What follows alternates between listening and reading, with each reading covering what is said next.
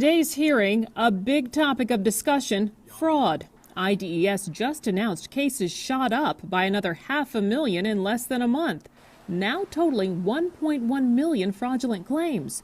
But when asked how many taxpayer dollars went to fraudsters' pockets, this is all acting IDES Director Kristen Richards would say. We are working to quantify the extent to which there were any payments made on those fraudulent claims. IDES now has a plan for those with overpayments. Forms will be sent out on February 15th. Those who have paid back overpayments through decreased weekly payments from IDES will also get that money back. IDES says 60% of overpayments can be attributed to identity theft. State Senator Jason Plummer asked who is responsible for these overpayments. Did Deloitte incorrectly calculate, or did someone incorrectly calculate benefits that resulted in the overpayments? Where did it start? The Zoom screen isn't frozen. It really took IDES this long to answer the question. Yeah, go ahead. Yeah, I mean, as far as I'm certain that there's liability all around. Senators also had questions about the frustrating phone system and constituents not getting calls back. In July, callbacks were promised quickly. Roger was told 9 minutes. Did they? Of course they didn't. People we've spoken to say they've been waiting for weeks. I don't understand at this point why we can't narrow that window. I have to tell you that is the first time I've heard that suggestion, and I'm making the notes. Michael Cunningham has lived at this home in Scottsdale for more than 20 years, but if you ask the Illinois Department of Employment Security at one point, that was not the case. And they sent me a letter saying I changed my address, which I didn't do. That change put an immediate halt to his unemployment payments. Second week in September, they stopped coming. The carpenter at McCormick Place has been getting unemployment on and off for 25 years. After doing housework shows, we would have 2 weeks off. I would go on unemployment. The Chicago Auto Show in February, his final job before COVID-19 completely wiped out work. Documents show the address error came as IDES evaluated whether he should receive an extra 13 weeks of unemployment because of the pandemic. You can see one digit left off from the end of his house number, his last date of work also wrong. When he called to fix the problems, the agency asked him for his license and social security card. No, well, I don't have a computer, so I faxed it a set first time, and they said they couldn't read it. He called more times, and last week a letter came with his corrected address and last day of work, but another mistake. The bank account number for direct deposit, also wrong. Somebody ain't checking numbers, I'll tell you that. They're saying that I'm red flagged. He pretty much told me that I have to appeal it. And, appeal it ain't paying my bills. Cunningham is now caught in a backlog of bills, working to clear his name with IDES through no fault of his own. They have to get a better system. They're either trying to save money or something like that, or just pour long in it before people get it.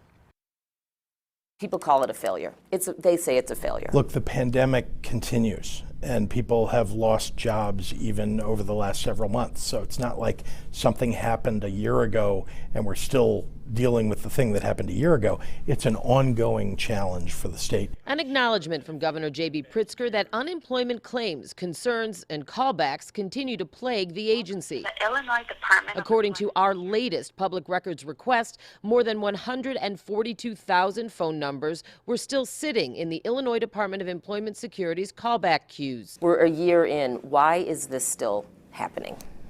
Well, let me begin by just saying that when you're in the most difficult moment of your life, when you've lost your employment and you need help, you ought to be able to get it. Exactly, which is why alarms sounded when acting IDES Director Kristen Richards stated at a hearing that some callback times were getting worse. Current response times upwards of 4 weeks. Pritzker disputes that. Inaccurate. But offers this. We've gotten better at this, but it's not good enough. There's no doubt about it. It's not good enough.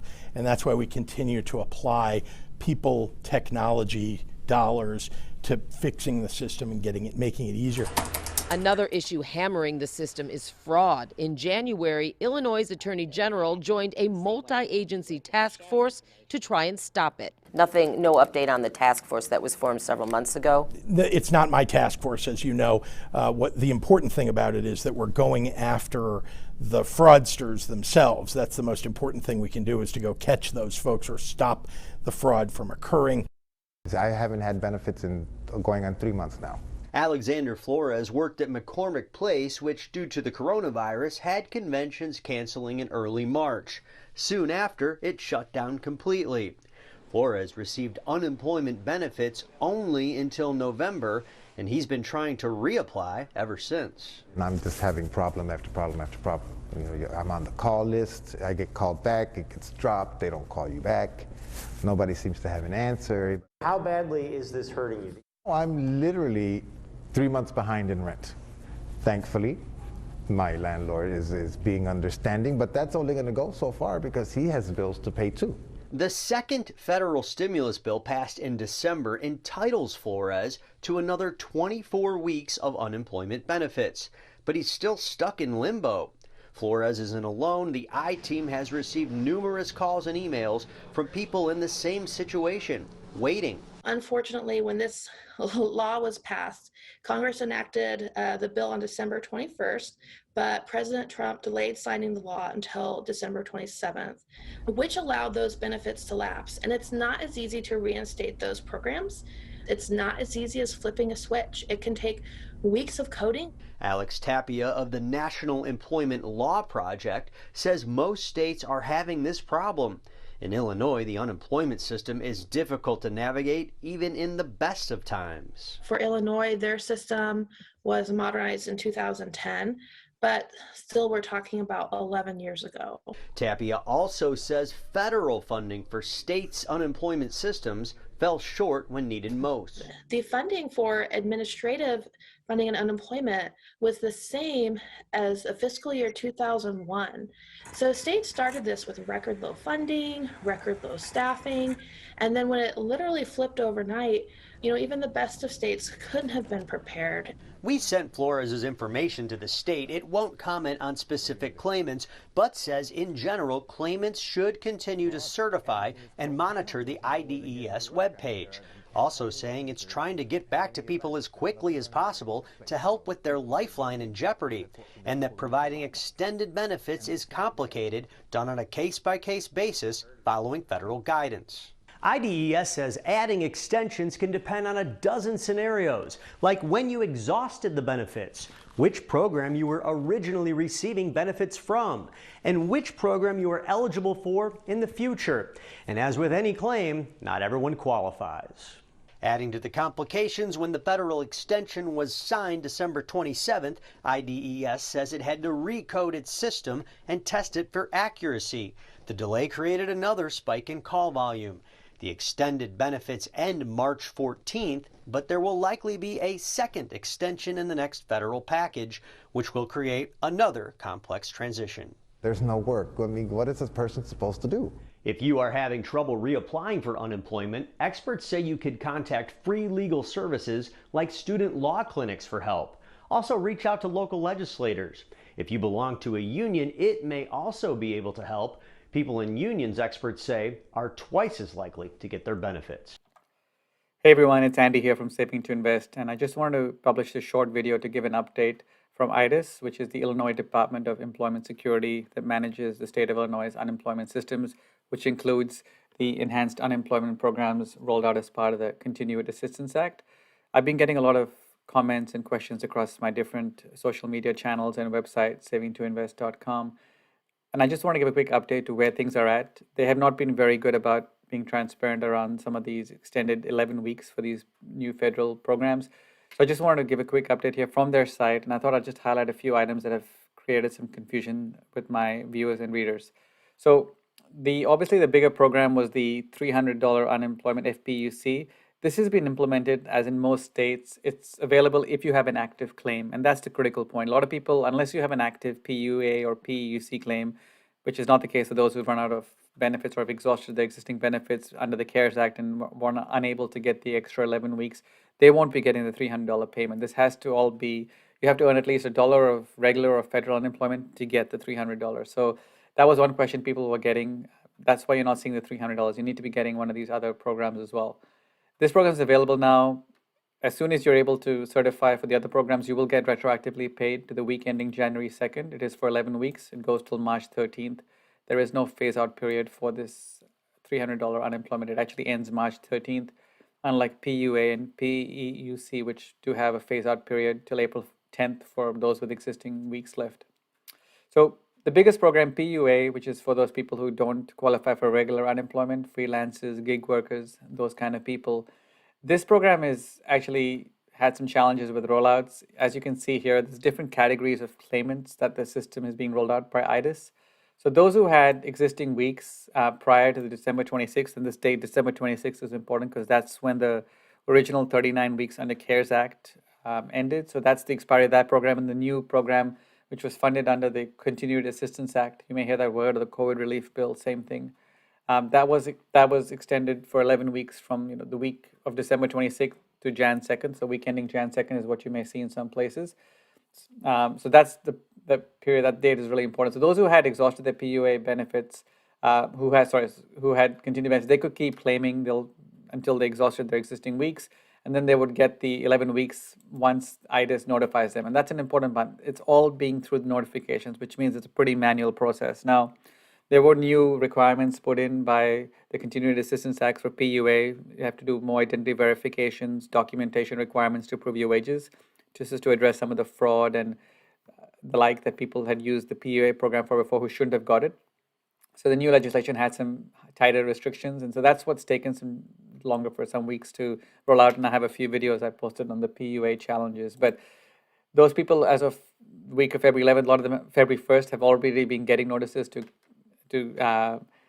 get the 11 weeks. And once they get those 11 weeks added to their account, they can keep certifying for them, and they have to wait for the notification. You can't get it, and don't file a new claim if you had an existing claim at this point. Those again who had exhausted their PUA benefits as of December 26th, they would again have to wait for notification. That happened the week of February 1st as well. They may be required to provide more documentation, which means it delays their payment. But both of them should not be seeing, if you're in either of these two groups, you should be seeing an update from IDIS on your claim. If you're not, you probably need to contact them so you can figure out what to do next. Or if you haven't, just wait. You should get, I know it's taking some time. There's a lot of claimants. New claimants, unfortunately, have to wait until the system updates are happening. So they're doing it in those categories of those who had claims or those who had exhausted their existing claims and were looking to reactivate. But those with new claimants after December 27th just have to wait. The system hasn't been updated. And you can only backdate to December 6th if you were unemployed in that period as well. But those new claimants, unfortunately, just have to keep waiting until IDIS updates their system. So there's a lot of people stuck in that group. They're trying to file a new claim. They just aren't able to do so, and it's not been very transparent from IDIS. Here you can see some of the documentation requirements, and I'll post a link to the IDIS page here with this information so you can see it. And I also have some detailed information and comments on my website, which I'll post below in the description. The other big program, PEUC, Pandemic Emergency Unemployment Compensation. So this is for people who already were getting regular UI or extended state benefits. They get an extra 11 weeks on top of the 13 they would have been eligible for. They can now apply for that. But the problem is that this is being done manually, and this is the biggest challenge. So a lot of people in this boat who need those extra 11 weeks, whether they're new applicant or exhausted their claim, have to wait for IDIS to manually process all these things. And it's being done on a claimant by claimant basis because it has to look at, did they move between benefit years, or were they on extended benefits, or were they in PUA before, and then they have to go back to PUC. It's a little complicated, and I'll post some of the variations around that. But these people on PEUC, they're going to have some challenges. And so this IDIS is, unfortunately, because of their old systems, like most state UI agencies, some from the 70s and 80s, it's being all evaluated on a claimant by claimant basis, which is meaning it's going to be a very slow process. And you'll see here, there is no date from IDIS. So you could be lucky to have it happen now, or you could be having to wait several weeks. And I know this is horrible information, doesn't help you, but this is why this is taking so long. PEUC is causing the most pain in Illinois at this point, from what I'm hearing in the comments. And again, it's because if you move benefit years, you may have to open a new claim. And you have to wait for IDIS to notify you because they may be able to reactivate, or they may be asking you to open a new claim. Based on what other states are doing, they're asking people to open up a new claim if you have had a lapse in benefits or you've changed benefit years. There's also some rules around extended benefits, which you should be available here, and I'll just read it out here. Illinois remains triggered onto the standard 13 weeks of extended state benefits. So these are the benefits because of the high unemployment rate in the state. So if you've used up your 26 weeks, you get this 13 weeks of EB, and then you're going to get 13 more weeks of PUC, and then you get the additional 11 weeks established under the new Continued Assistance Act. Again, so those who have received more than 13 weeks will transition to the 11 weeks of PUC, but again, that's going to slow things down, and it just takes a long process. The last program that was really truly part of the Continued Assistance Act is the mixed earning unemployment compensation. That's the $100 extra on top of the PUA for certain self-employed people. And again, I have a whole article on that, which I'll post below, but that won't be coming at least until May, given that everything else is so late. And this is probably not going to affect as many people, but that's the latest update on all the programs. I know it's frustrating for a lot of my readers and viewers that Illinois is struggling to make payments. It is one of the worst states. New Jersey, Virginia are the states that have had challenges, and I've posted videos. And if you feel bad, Wisconsin is also not paying until April, in some cases May, for the MEUC. So it's just a challenge across many states. Hang in there, be patient. I'll keep posting updates, and hopefully that'll give you some useful information. Thank you. They are independent contractors and small business owners who qualified for unemployment benefits. But now they are being told that they owe the state money, that they owe thousands of dollars back. They say when they call the state to try to get an explanation, they can't get answers and that they're getting hung up on. It's very frustrating because, you know, you look at this overpayment and then you think of all the bills that you owe. Alexandra Iliadis and these three women say that the Illinois Department of Employment Security is trying to get money back from them. They showed the I-Team these OP or overpaid balances from IDES, anywhere from $3,200 to $8,000. Where do we get that money from? And having a weekly reduction of, 57%. I mean, how do you feed your family on that? That's right. In addition, they are also being told that their weekly state benefit amount will drastically be reduced, leaving them scrambling to figure out how to pay the bills. All of the women are in the state's special Pandemic Unemployment Assistance Program, which allowed gig workers and contracted workers to receive benefits through the Federal CARES Act. I think it's because we don't pay into unemployment, and I think that could be a reason why, but we also didn't ask for a pandemic. All of these workers say they can't get a hold of anyone to help explain to them why benefits are changing and why they now potentially owe money. Getting some answers from individuals that could accurately answer those questions. They suspect it has something to do with how the state may have initially calculated their incomes, but they also believe the lower estimated amounts are wrong. There's no opportunity to even make any other income right now. I mean, sure, maybe you can apply for some minimum wage job, but what is that going to accomplish? Nothing.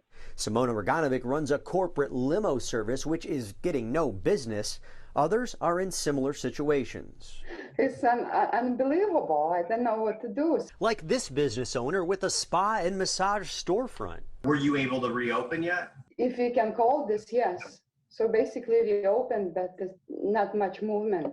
All of them say they have filed appeals. However, when they get through to a call center agent... There's agents that just hang up on you? They hang up on you. And this has happened to all of you? It's happened to me. Yeah. And you're asking just a very basic question. You might just say, can you explain this? Or can you verify this? Or can you tell me how to do this? And they just hang up on you. We emailed IDES about the PUA issues and supplied the agency with names, documents, and claimant numbers of all four consumers. The state says it's prohibited from talking about individual cases. However, IDES is not aware of an issue within the PUA system miscalculating weekly benefit amounts. The names you provided have been shared for a claims rep to look into. We're part of the working class. It's not like we're that 1% where we can just throw $3,000 to $5,000 around because, and I think it's cruel. IDES also explained that it has added 562 new call center representatives to its virtual call center, and that has helped them answer an additional 160,000 calls. IDES did not respond to the allegations from the consumers who say that they were hung up on.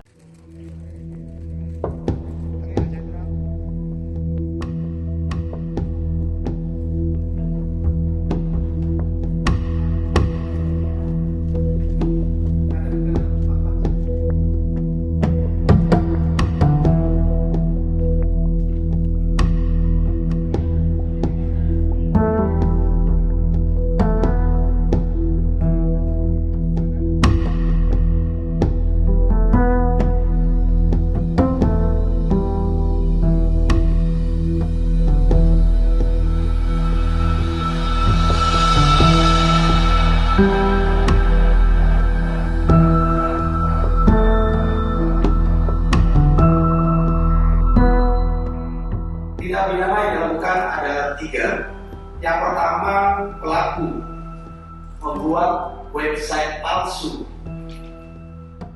Lalu yang kedua, tindak pidana menyebarkan website palsu ini. Lalu tindak pidana yang ketiga adalah mengambil data-data milik orang lain secara ilegal. Data ini, web ini adalah web resmi yang dibuat pemerintah Amerika Serikat kepada korban-korban yang terkena COVID. Sehingga seolah-olah orang 32 orang ini mendapatkan uang 2.000 US per orang. Lebih lengkapnya mengenai kasus ini saya akan tanyakan langsung kepada Kombes Pol Farman, Ditreskrimum Polda Jatim. Selamat malam Pak Farman.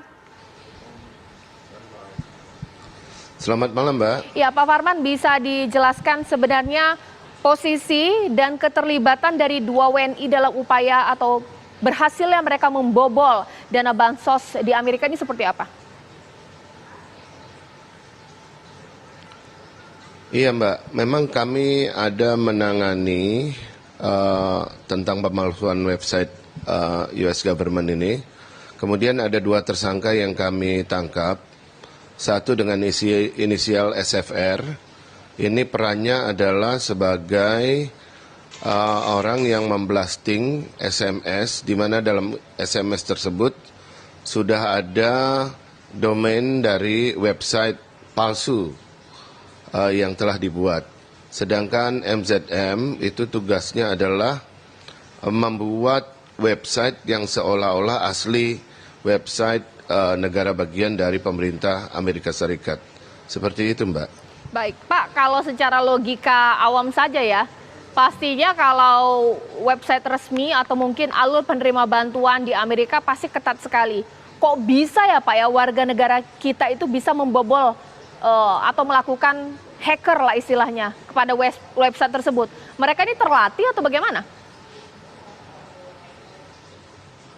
Iya, jadi begini Mbak, kami bekerja sama dengan FBI, itu juga dalam rangka untuk menangkap para tersangka lainnya yang saat ini sedang DPO.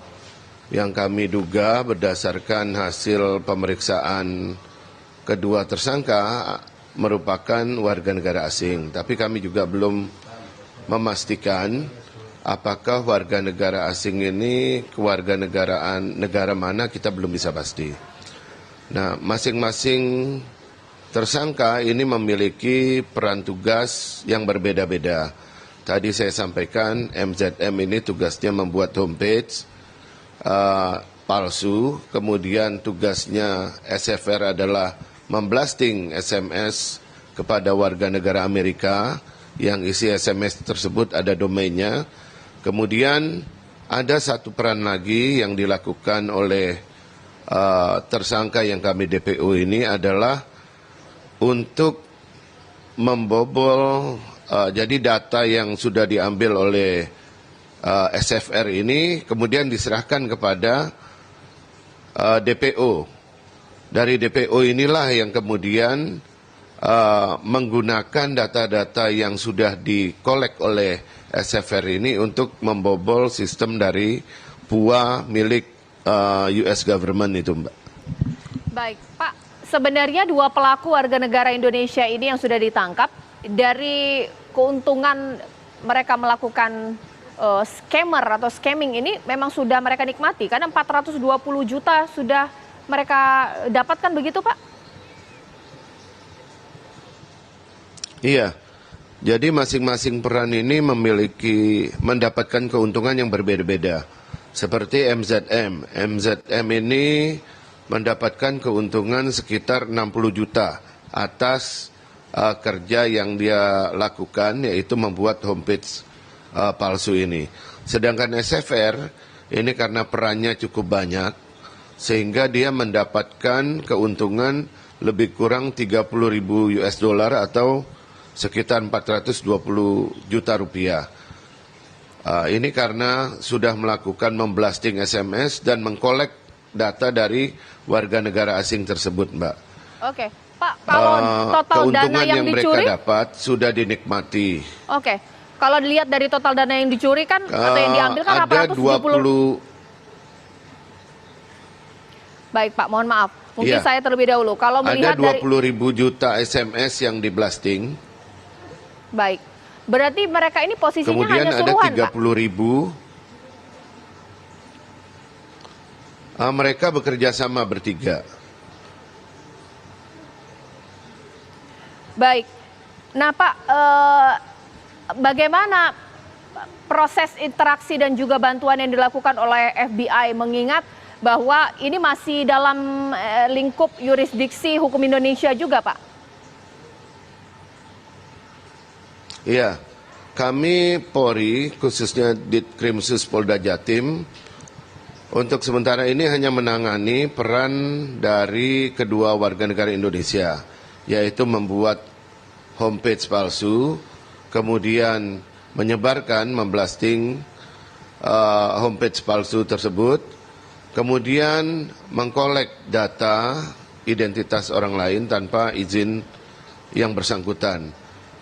Untuk kedua tersangka ini cukup bagi kami untuk kami proses sampai dengan pengadilan. Untuk warga negara asing nantinya akan kita kerjasama dengan FBI untuk menelusuri sampai sejauh mana peran yang sudah dilakukan dan berapa banyak uang dari PUA tersebut yang sudah dibobol. Karena berdasarkan data yang kami dapat, itu ada 30.000 data warga negara Indonesia, warga negara Amerika yang sudah dikolek oleh SFR. Dengan perkiraan satu kepala itu adalah 2.000 US, sehingga diperkirakan total ada 60 juta US dollar yang kemungkinan sudah dibobol, Mbak. Demikian, Mbak. Baik, Pak. Kalaulah bisa dikoreksi, karena informasi yang beredar ini kan banyak sekali. Total dana yang diraup 800 miliar lebih. Tapi ada juga informasi 420 juta. Sebenarnya berapa, Pak? Jadi untuk 420 juta itu adalah uang yang diberikan kepada SFR atas tugasnya, Mbak. Jadi seperti digajilah SFR ini karena sudah memblasting. Sedangkan 60 juta US dollar itu adalah perkiraan dana PUA yang sudah dibobol oleh kelompok ini, Mbak. Jadi lebih kurang ya 800 sampai 900 miliar rupiah kalau dirupiahkan, Mbak. Seperti itu, Mbak. Pak Zulham, tadi Anda menyatakan bahwa dari dua orang tersangka ini, rekening yang disita dari mereka adalah rekening bank-bank di Indonesia. Bisakah Anda beri gambaran sebenarnya bagaimana prosesnya dari kemudian dana ini ditransfer pemerintah Amerika Serikat, masuk ke rekening yang seharusnya warga Amerika Serikat juga, akhirnya sampai ke para pelaku ini? Ya, baik Mbak. Jadi kalau kita lihat dari kronologis awal, sampai dengan saat ini sebenarnya kita masih akan mendalami beberapa orang yang diduga terlibat karena seperti yang disampaikan oleh rekan ahli ITI tadi menyampaikan bahwasannya tidak mungkin pemerintah Amerika serta-merta langsung mengirim kepada rekening yang di luar dari banknya. Jadi dua orang ini berperan untuk membuat website palsu, kemudian satu lagi nge-blast melalui SMS, kemudian setelah dapat data itu semuanya diambil oleh seseorang yang diduga warga negara dari namanya warga negara asing. Oke, dari sebentar. itu kemudian Pak Zulham, sebentar. Jadi ada dua orang ini, satu fungsinya adalah untuk membuat website palsunya, satu fungsinya untuk ngeblast, betul? Iya, benar, Mbak. Dan itu ada kaitannya dengan warga negara yang diduga warga asing ya? Iya, benar, Mbak. Oke, silakan Pak Zulham.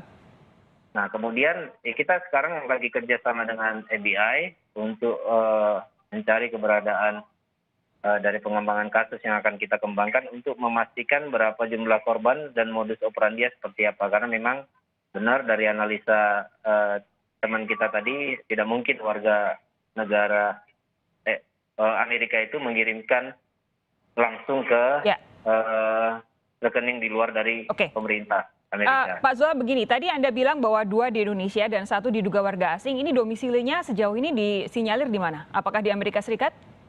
Kita masih mendalami, Mbak. Lagi kita dalami, kebetulan kita kerjasama dengan FBI dan Interpol juga, Mbak. Oke, jadi artinya ada pihak yang lain ya yang terkait dengan kasus ini ya?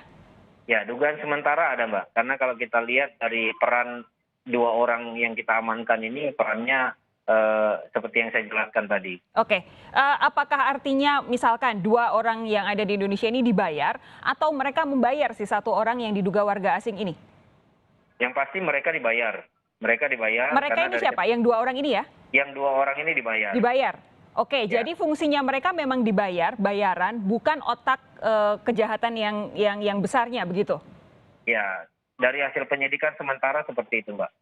Oke, Bung Pratama, sudah Anda dengarkan tadi Anda juga sempat bilang bahwa ini kalau menurut saya sih ini komplotan ya gitu. Oke.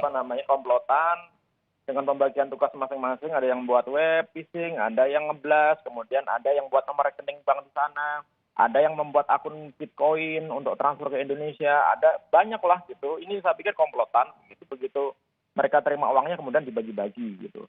Nah, ini memang butuh bantuan pemerintah Amerika untuk mengusut ini gitu. Karena ini pekerjaan buat webnya sih gampang lah gitu. Dulu kita juga di Indonesia banyak ada klik BCA dipalsukan, ada klik BCA pakai C, klik BCA pakai K dan lain-lain begitu. Gampang untuk buat ini. Tetapi proses mekanisme untuk pencurian uangnya itu yang memang butuh orang-orang yang expert dalam bidang itu. Orang harus tidak mungkin dilakukan sendirian oleh 2 orang ini ya? Nggak mungkin. Kecuali kalau misalkan dia bisa ngehack Bank Amerika ya gitu.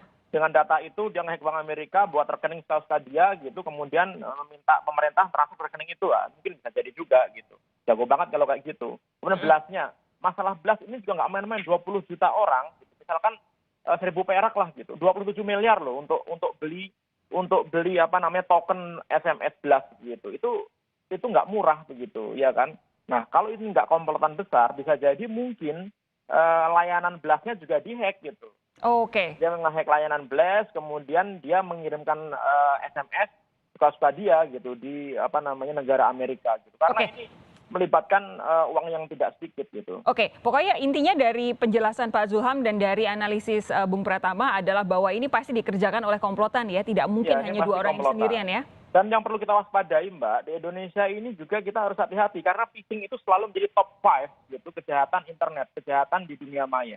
Kenapa gitu? Di Indonesia ini banyak data-data yang bocor, Tokopedia, Bukalapak, Bineka gitu. Ada puluhan juta gitu, ada hampir 100 juta lebih data orang Indonesia, nomor handphone, nama, alamat email dan lain-lain gitu. Dan ini berpotensi sekali digunakan untuk melakukan kejahatan. Oleh karena itu kita harus hati-hati sekali dengan kejahatan phishing ini gitu. Caranya gimana ya? Misalkan dengan tidak mengklik link sembarangan. Kan kemarin kita di WA juga sering banget kan, ini ada promo nih, ada terima pulsa gratis nih, klik link ini gitu. Janganlah percaya gitu-gitu. Ya. Intinya jangan ngeklik link sembarangan yang masuk ke handphone kita begitu ya. Pak Zulham, waktu kita tinggal sedikit, tapi yang ingin saya tanyakan, kira-kira sejauh ini kenapa, kalaupun memang ini ada kaitannya dengan warga negara asing, kenapa kemudian 2 orang ini yang dipilih? Ya mungkin yang pasti dari analisa Mas Pratama tadi, mereka pasti dugaan komplotan bisa jadi. Yang kedua itu karena memang mereka punya kemampuan untuk itu. Dengan kita lihat latar belakang mereka, ya mereka dibayar. Bayarannya masing-masing setiap peran itu berbeda. Kalau SFR itu dia udah dapat kurang lebih 450 juta, sedangkan NCL itu kurang lebih 60 juta rupiah dari hasil kejahatan yang selama ini mereka lakukan. Oke, jadi dari sekian puluh juta tadi, 60 juta dolar, kedua orang ini dibayar, yang satu 450, yang satu sekitar 60-an juta begitu ya? Ya, untuk sementara keterangan yang kita dapat dari hasil pemeriksaan seperti itu. Oke, kita nantikan penyelidikan lebih lanjut. Menarik untuk menantikan, jangan-jangan memang ada kerjasama komplotan besar mengalihkan dana bantuan sosial di Amerika Serikat ke beberapa rekening masuk ke Indonesia juga. Pak Zulham, terima kasih. Bung Pratama, terima kasih sudah berbagi waktu dengan kami di Sapa Indonesia Malam. Saudara, situs bantuan penanganan COVID-19 pemerintah Amerika Serikat dipalsukan. Akibatnya, bantuan dari pemerintah Amerika Serikat sebanyak 500 juta dolar salah sasaran dan masuk ke rekening pelaku. Pengungkapan kasus ini adalah hasil kerjasama Polda Jawa Timur dan FBI. Modus pelaku membuat situs palsu seperti situs resmi Amerika Serikat dan kemudian mengambil data pribadi dari warga terdampak pandemi. Berbekal data curian, pelaku pun meminta bantuan dampak pandemi ke pemerintah dengan jumlah total lebih dari 500 juta dolar Amerika Serikat. Saat ini, polisi masih mendalami dugaan keterlibatan pihak lain termasuk warga negara asing.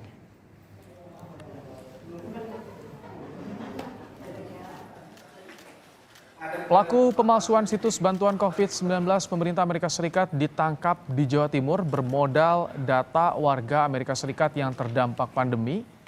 Para pelaku mengajukan bantuan dari pemerintah Amerika Serikat. Dana bantuan pun masuk ke rekening dua pelaku yakni 60 juta dan 420 juta dolar Amerika Serikat. Polisi menyelidiki potensi keterlibatan sindikat internasional.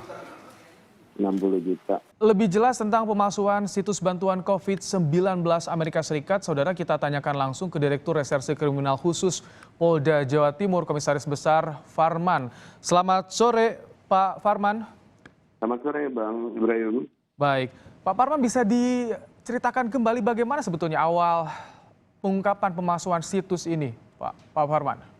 Ya, awal mulanya memang kita banyak mendapatkan laporan tentang banyaknya kegiatan pemalsuan yang dilakukan menggunakan media online. Kemudian kita melakukan penyelidikan. Memang dari beberapa penyelidikan terdahulu kita sudah mengantongi beberapa pelaku yang memang sering bermain. Nah, dari orang-orang yang kita miliki data inilah kemudian kita lakukan penyelidikan mendalam dan akhirnya menemukan salah satu pelaku SFR yang kemudian kita lakukan penangkapan. Pada saat kita melakukan penelusuran pada laptopnya, kita ketahui bahwa ada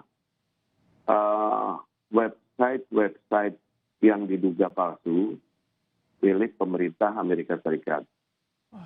Oleh karena itu, kami lakukan pendalaman untuk mengetahui apakah benar website yang kami temukan di dalam laptop itu benar palsu atau aslinya.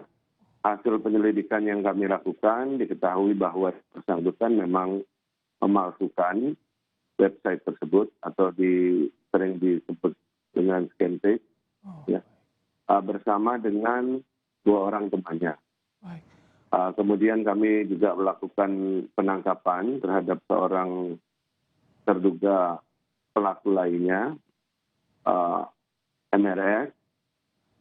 Kemudian dari MRS ini kami ketahui bahwa yang membuat gambar website palsu ini adalah MRS. Dari MRS ini perannya sebagai pembuat website palsu, selanjutnya menyerahkan kepada SFR yang tugasnya adalah memblasting melalui SMS kepada warga negara Amerika yang berada di Amerika. Seperti itu, Mas. Nilai total kerugian pemerintah Amerika Serikat untuk bantuan ini berapa, Pak Adir? Nilai total PUA atau Pandemic Unemployment Assistance ini per kepala atau per warga negara itu 2.000 US dollar. Sedangkan blasting SMS yang sudah tersebar itu sebanyak 20 juta SMS. Dari 20 juta itu, 30.000 diantaranya telah mengisi formulir dan mengembalikan identitas mereka kepada SFR ini. Yang kemudian dikumpulkan oleh SFR, baru dari SFR ini memberikan atau menyuplai data-data itu kepada teman pelaku lainnya yang saat ini masih sedang dalam DPO. Baik, Pak Adir, ini kan yang dipalsukan juga data korban pandemi di Amerika Serikat ya. Dari mana mereka dapatkan datanya ini, Pak Adir? Website yang dibuat palsu itu, pada saat mereka blasting melalui SMS, itu disertai dengan domain atau domain palsu dari website tersebut. Sehingga begitu diklik, itu akan muncul formulir sesuai negara bagian Amerika dari warga negara itu. Warga negara itu tinggal mengisi form yang sudah dibuat yang ada pada domain tersebut. Nah, data yang diisi di dalam formulir itulah yang diambil oleh mereka. Seperti itu, Mas. Bisa tahu data formulir penerima bantuan, bisa tahu lebih detail bagaimana website yang akan menyalurkan bantuan. Sebetulnya profil kedua pelaku ini seperti apa, Pak Adir? Apakah mereka memang sangat sering bermain di kasus seperti ini? Dalam penyelidikan yang kami lakukan, kami memang mengetahui bahwa kedua orang tersangka ini memang sudah sering melakukan tindak pidana yang berkaitan dengan ITE. Apakah itu pemalsuan, termasuk peretasan. Jadi memang kedua orang ini juga menjadi salah satu yang menjadi sorotan atau TO dari kami, karena beberapa kali kami lakukan penyelidikan ada kaitannya dengan kedua tersangka ini. Untuk kasus pemalsuan situs bantuan COVID Amerika Serikat ini dilakukan kedua pelaku dari kapan, Pak Adir? Mereka melakukan sejak bulan Mei 2020 hingga Maret 2021 kita lakukan penangkapan. Hampir 1 tahun dan baru di tahun ini, baru tercium di tahun ini oleh Polda Jawa Timur dan juga FBI. Betul. Perlu kami luruskan mungkin, Mas Ibrahim. Ya. Jadi setelah untuk proses penangkapan ini seutuhnya memang yang melakukan dari Polda Jawa Timur, Ditkrimsus Polda Jawa Timur. Baik. Kemudian setelah kami lakukan penangkapan dan pendalaman lebih dalam, ada hal-hal yang perlu kami komunikasikan dengan FBI karena menyangkut dengan warga negara Amerika, sehingga kami komunikasikan melalui Binter, kita lakukan kerjasama karena kita masih memerlukan untuk melakukan penangkapan terhadap satu orang terduga pelaku yang saat ini masih DPO. Baik, ada satu pelaku yang masih DPO. Kalau dua pelaku ini sosoknya latar belakangnya seperti apa, Pak Adir? Untuk SFR sendiri memang bisa melakukan pemalsuan ini belajar sendiri atau tidak. Tidak ada pendidikan formal yang pendidikan IT seperti itu tidak ada ya? Tidak ada. Sementara yang satu lagi SMR ini lulusan salah satu SMK di Jawa Timur. Gitu. Pak Adir, dari kerugian, total nilai kerugian yang dibuat oleh pelaku untuk pemerintah Amerika Serikat ini, apakah ada dana yang bisa diselamatkan atau sudah digunakan seluruhnya, Pak Adir? Untuk seluruh dana yang sudah dibobol berdasarkan hasil formulir yang kembali kepada SFR, kita ketahui ada 30.000 warga negara Amerika. Sehingga diperkirakan ada 60 juta US dollar yang sudah bobol. Nah, untuk uang yang dari pemerintah Amerika itu masuk ke salah satu terduga pelaku, yaitu yang kita DPO sekarang ini, Mas. Masih dalam pengejaran artinya ya, satu itu yang menampung uangnya. Betul, namun untuk kedua orang yang kita lakukan penangkapan sebagai SFR ini mendapat 30.000 US dollar per bulan. Baik. Pak Dir, Dirkrimsus Polda Jawa Timur Kombes Farman, terima kasih telah menyampaikan informasi terkini soal pemalsuan situs bantuan COVID-19 Amerika Serikat yang dilakukan oleh warga di Jawa Timur. Terima kasih, Pak Dirkrimsus. Terima kasih, Mas Ibrahim.